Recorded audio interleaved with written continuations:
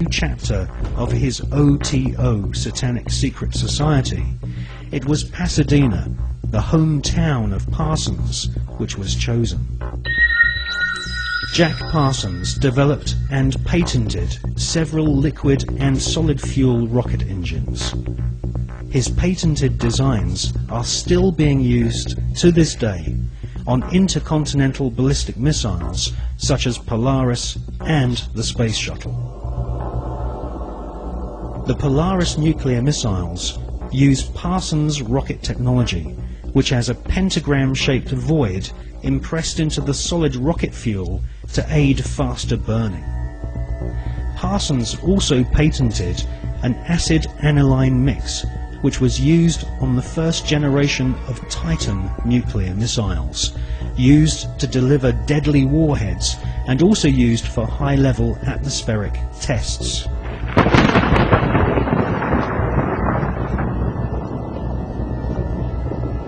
Coincidentally, Jack Parsons' occult mentor, the British beast Aleister Crowley, used to often call himself the nickname Titan.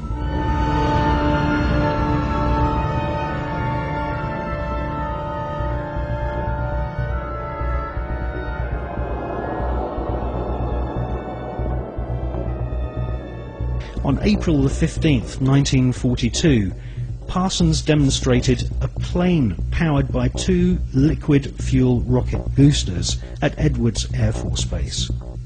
The test was witnessed by Alfred Ledding, who fronted the US military's Project Sign, which investigated UFOs and helped cover up the phenomenon for decades.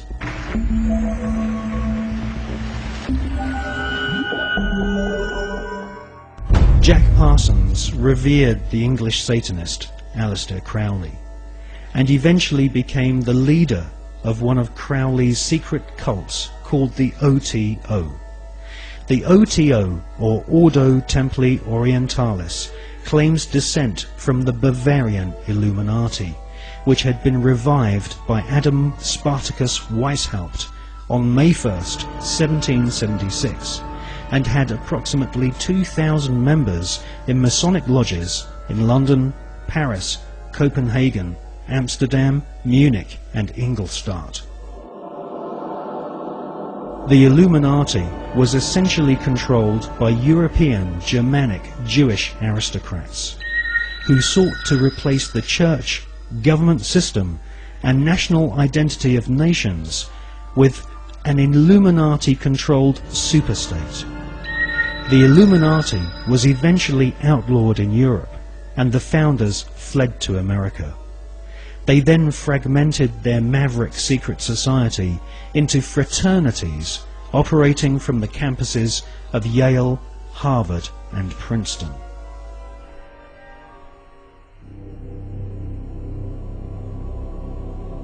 From his pulpit in Brooklyn, New York, charlatan priest Charles Taze Russell prophesied that from October the 2nd, 1914, the beginning of the end of humanity would commence, with the emergence of the Antichrist and Babylon the Great, as foretold in the Bible's Book of Revelation.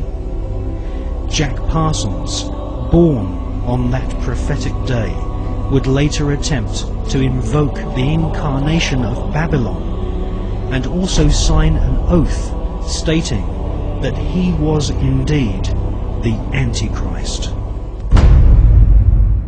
Sightings of UFOs flying across the lunar surface are still going on to this day. In Japan, amateur astronomers have videotaped spherical luminosities using celestron telescopes.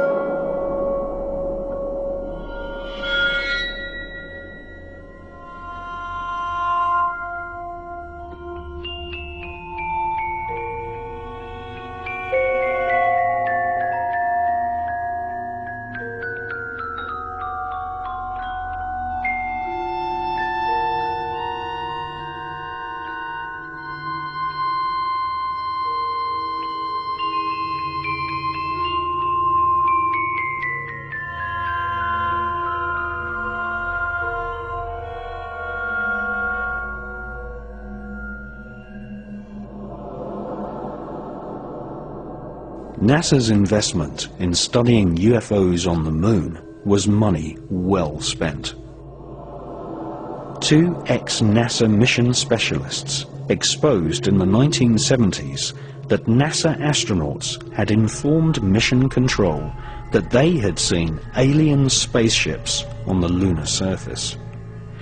In 1976, an ex-NASA employee, Otto Binder, accused NASA of censoring transmissions from the Apollo astronauts by switching to secret radio frequencies and using code names for UFOs.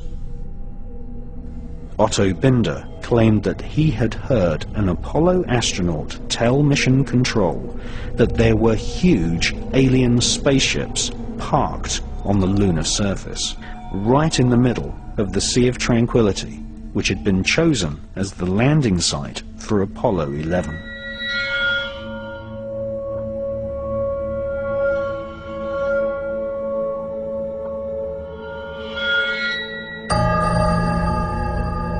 It's one small step for man, one giant leap for mankind.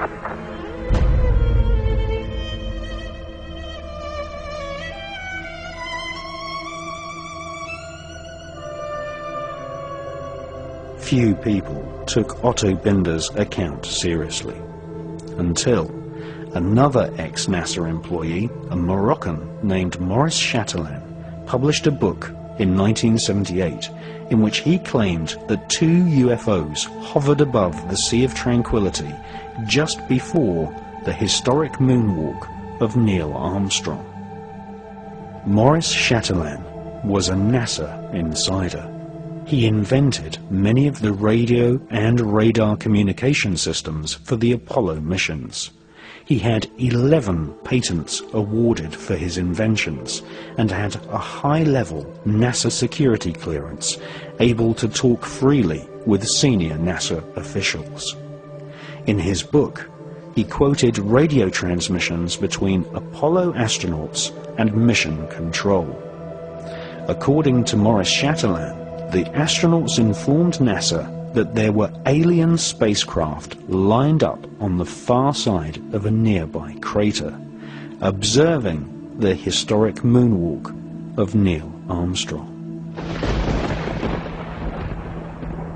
During his time working on the Apollo space program, Chatelain learnt that aliens not only exist, but that they have had a major role in shaping, and in some cases destroying, civilization. The title of Maurice Chatelain's book proves he was in no doubt that aliens had invaded planet Earth in the past.